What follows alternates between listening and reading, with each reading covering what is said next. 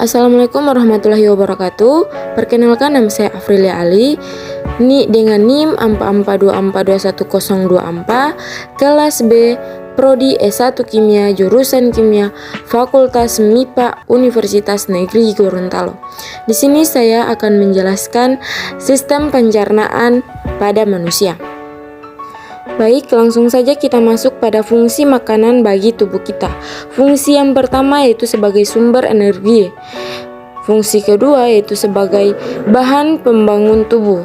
Yang ketiga, pelindung dan pengatur tubuh. Next, kita masuk di alat pencernaan. Yang pertama yaitu saluran pencernaan. Alat pencernaan yang dilalui oleh makanan yaitu mulut, kerongkongan, lambung, usus halus, usus besar, dan anus. Yang kedua yaitu kelenjar pencernaan.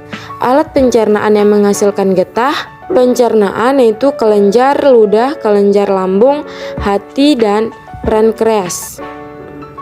Kita masuk di sistem pencernaan makanan pada manusia. Pencernaan apakah yang terjadi di mulut kita?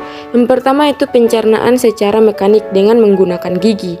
Yang kedua, pencernaan secara kimiawi dengan menggunakan enzim ptyalin yang terdapat pada ludah yang dihasilkan oleh 3 pasang kelenjar ludah atau salivah, yaitu enzim ptyalin berfungsi mengubah zat tepung menjadi maltosa atau glukosa. Kita masuk di rongga mulut. Di dalam rongga mulut terdapat gigi seri, langit-langit lunak, uvula, tansil atau amandel, dan lidah. Next, kita masuk pada gigi. Gigi ada 2 yaitu gigi susu dan gigi permanen. Di bentuk-bentuk gigi yaitu gigi seri, gigi taring, geraham depan, dan geraham belakang. Kita masuk pada susunan gigi. Gigi susu berjumlah 20, terdiri dari 8 gigi seri, 4 gigi taring, dan gigi geraham 8 buah. Kemudian gigi dewasa berjumlah 32, terdiri dari 8 buah gigi seri, 4 buah gigi taring, 8 buah geraham depan, dan 12 geraham belakang. Kemudian gigi seri berfungsi sebagai memotong makanan, gigi taring merobek makanan, serta gigi geraham mengunyah atau menggilas makanan. Kita masuk pada lidah. Yang pertama itu pengecap rasa, ada rasa manis, asin, asam, dan pahit. Apa sih fungsi lidah? Yang pertama sebagai pengecap rasa makanan, yang kedua sebagai alat pemindah makanan, serta yang ketiga sebagai alat bantu untuk menelan makanan. Kita masuk pada kerongkongan. Pada kerongkongan terdapat faring atau tekak yang merupakan persimpangan antara tenggorokan dengan kerongkongan. Pada pangkal faring terdapat epiglotis atau kutub pangkal tenggorokan yang menutupi tenggorokan sehingga makanan masuk melalui kerongkongan.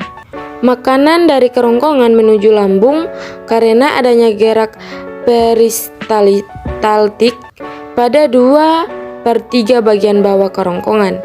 Gerak peristaltik berfungsi untuk mendorong makanan hingga ke anus.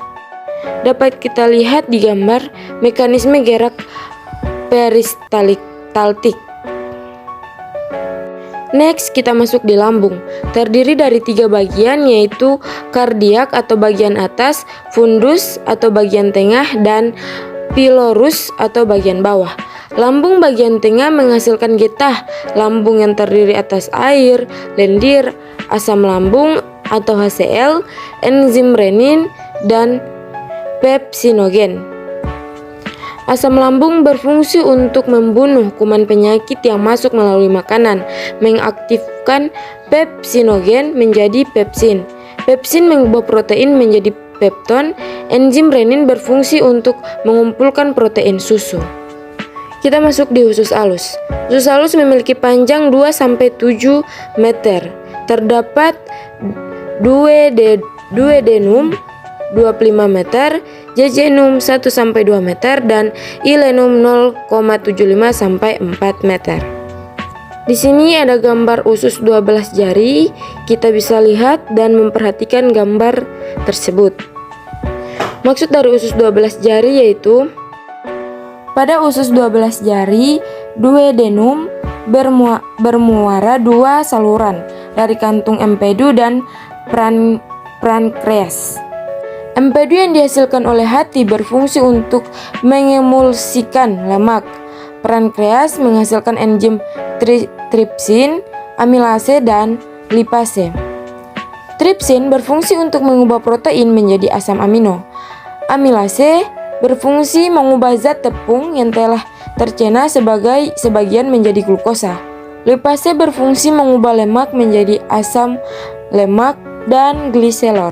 Pada gambar yang tertera terdapat empedu yang berwarna hijau, usus halus, hati, saluran empedu, dan pankreas.